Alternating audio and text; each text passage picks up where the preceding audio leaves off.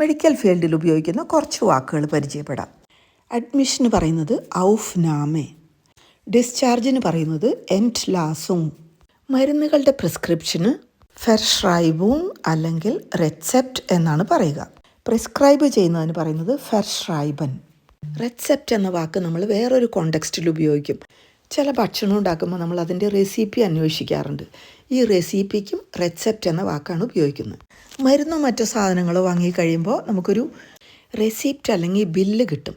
അതിന് പറയുന്നത് ക്വിറ്റും അല്ലെങ്കിൽ ബെലേഗ്. രോഗിയെ കെയർ ചെയ്യുന്നതിന് ഫ്ലേഗൻ അല്ലെങ്കിൽ ഫെർസോർഗൻ എന്നാണ് പറയുക. ഭക്ഷണം കഴിക്കുന്നതിന് എസൻ എന്ന് പറയും. എന്നാൽ മരുന്ന് കഴിക്കുന്നതിന് ഐന്നേമൻ എന്നാണ് പറയുക. രോഗികളെ പൊസിഷനിങ് ചെയ്യുന്നതിന് പറയുന്നത് ലാഗൺ അല്ലെങ്കിൽ ഉംബെറ്റൻ. നേഴ്സസ് റെക്കോർഡ്സ് അല്ലെങ്കിൽ റിപ്പോർട്ട് എഴുതുന്നതിന് പറയുന്നത് ഡോക്യുമെൻറ്റിയറൻ അല്ലെങ്കിൽ ഐൻട്രാഗൻ. തനിച്ച് ഭക്ഷണം കഴിക്കാനോ കുടിക്കാനോ ഒന്നും പറ്റില്ലാത്ത രോഗികൾക്ക് നമ്മൾ ഭക്ഷണം കൊടുക്കാനും കുടിക്കാനും ഹെൽപ്പ് ചെയ്യും. അതിന് പറയുന്നത് ഫെറബ്രൈഷൻ. വൂണ്ട് ഡ്രസ്സിങ്ങിന് പറയുന്നത് വൂണ്ട് ഫെർബാൻഡ്. രോഗികളുടെ ഡ്രസ്സിങ് ചേഞ്ച് ചെയ്യുന്നതിന് പറയുന്നത് ഫെർബാൻഡ് വെക്സൽ. ബെഡ്ഷീറ്റ് ചേഞ്ച് ചെയ്യുന്നതിന് ബെറ്റ് വേഷ വെക്സൽ അല്ലെങ്കിൽ ബെറ്റ് ബെറ്റ്സിയൻ എന്നും പറയും. നമ്മൾ രോഗികൾക്ക് ചില കാര്യങ്ങൾ വിശദീകരിച്ച് പറഞ്ഞ് മനസ്സിലാക്കി കൊടുക്കുന്നതിന് എർക്ലെയറൻ എന്ന് പറയും.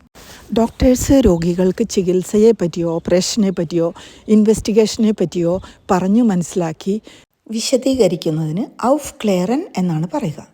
ഇനിയൊരു വാക്കാണ് ഫെർവൈഗൺ അല്ലെങ്കിൽ അപ്ലേനൻ. ഈ രണ്ട് വാക്കിൻ്റെ അർത്ഥം നിരാകരിക്കുക, വിസമ്മതിക്കുക. ചില സമയത്ത് രോഗികൾ ചില മരുന്നുകൾ റെഫ്യൂസ് ചെയ്യും അല്ലെങ്കിൽ റിജക്റ്റ് ചെയ്യും. അപ്പോഴാണ് ഫെർവൈഗൺ അല്ലെങ്കിൽ അപ്ലേനൻ എന്നുള്ള വാക്ക് ഉപയോഗിക്കുന്നത്.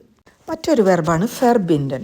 ഫെർബിൻഡൻ എന്നുള്ളത് ഡ്രസ്സിങ് ചെയ്യുന്നതിന് ഫെർബിൻഡൻ എന്ന് പറയും. അതുപോലെ തന്നെ കണക്റ്റ് ചെയ്യുക എന്നുള്ളതിനും ഫെർബിൻഡൻ എന്ന് പറയുക. ഉദാഹരണത്തിന് ടെലിഫോണും ഇൻ്റർനെറ്റും ഒക്കെ കണക്റ്റ് ചെയ്യുന്നതിന് ഫെർബിൻഡൻ എന്നാണ് പറയുക.